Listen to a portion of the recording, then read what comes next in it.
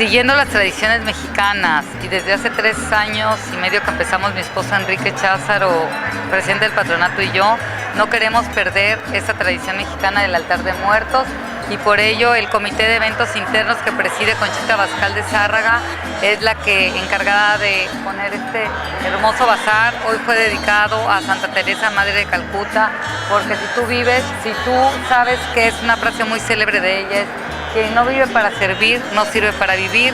Eso nos va mucho a las del voluntariado, porque nosotros realmente servimos para poder tener algo que ofrecerle a Dios el día de mañana, ¿no?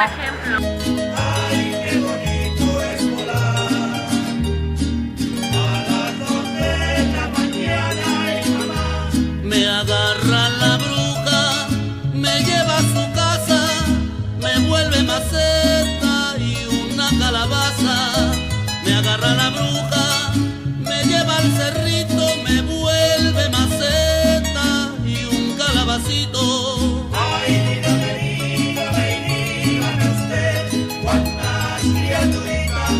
En Criver tenemos la tradición o la costumbre de fomentar las tradiciones veracruzanas, mexicanas. Entonces por eso cada año nos ponemos a la tarea de preparar un altar de muertos. Cada año nos pulimos y nos queda, pues según nosotros, mucho más agradable. Este año decidimos dedicárselo a la Madre Teresa de Calcuta, ya que nadie como ella de ejemplo del servicio a Dios, a los seres humanos y en especial a los enfermos. Ay, me